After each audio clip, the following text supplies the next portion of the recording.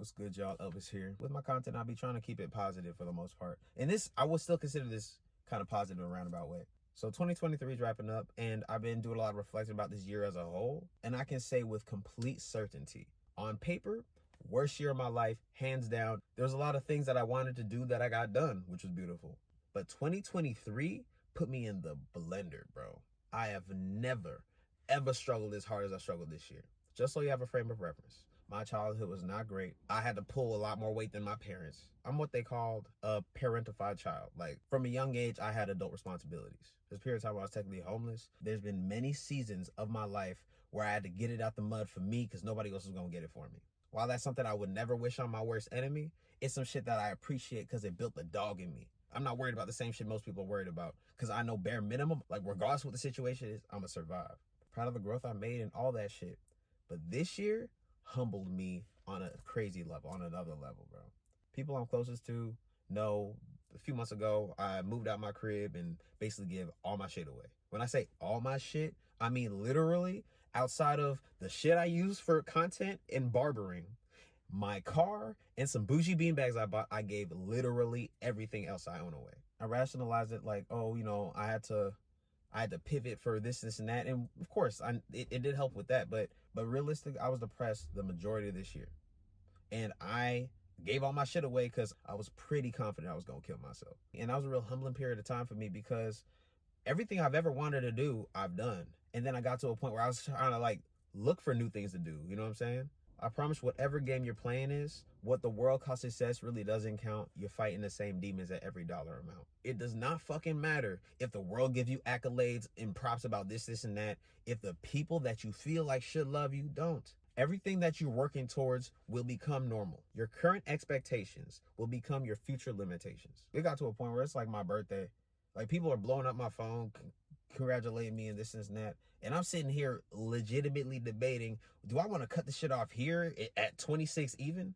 But looking back, I got into that place by trying to love people in the way that I wanted to be loved. I was over leveraging myself for friends and family, people that I want to see do well, but people that didn't even want to do well for themselves with their own resources, with the things at their disposal. If they can't do it for themselves, they can't do it for you. And I was just sitting here floating in limbo for like 4 months of the year. I realized this is my rock bottom.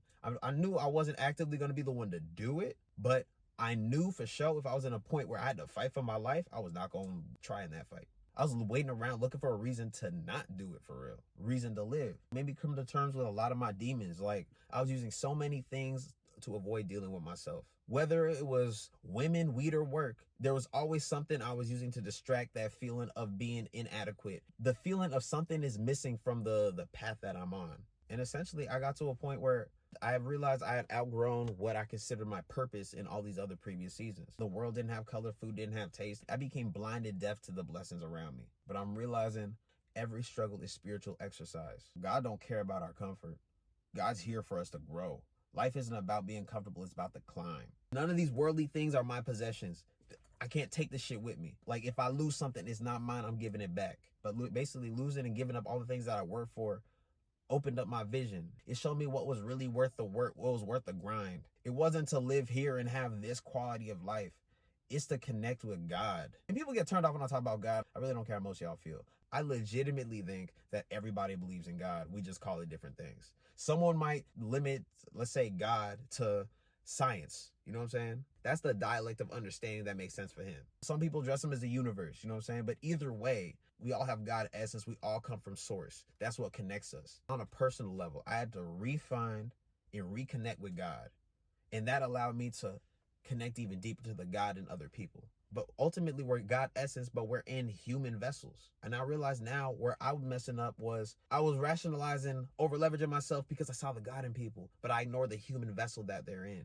If they can't do it for themselves, they can't do it for you. I had to do a bunch of internal healing about my attachment wounds with my parents and a bunch of other things to understand that like what I was doing, trying to be useful to these people through what I call love, wasn't love. It was me subtly people pleasing. I'm the type I'm not going to tell you what you want to hear, but I will over leverage myself if I want you to do better because that's what I want for myself. But realistically, I was coming from a place of trying to pour from an empty cup, hoping that somebody would pour into me. I was trying to love myself through other people and other things indirectly. And that shit had me basically crashing out. I had to dismantle all the shit that I built to form a new vision, a vision that God actually wanted for me. I got into a bunch of bad situations this year just trying to do what I wanted to do.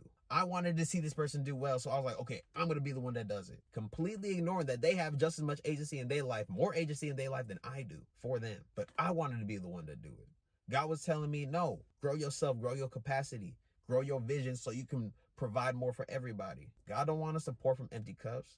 God wants us to pour from overflow. If my blessings overflow, I got to throw some to bro. I lost so much this year, but what I'm gaining is so much greater. And I'm thankful for that. Not on some new year, new me shit. I mean, new version of me. Yeah, actually, fuck that. New year, new version, nigga. On paper and spiritually. This was the worst year of my fucking life. Hands down. But it was the best year on record for growing my spiritual integrity and growing my vision. I'm not really putting any expectations on next year specifically, but from the rest of my life, this day going forward, I'm leaving all the shit on the field. But yeah, that's all. Crapped over clout. I'm out.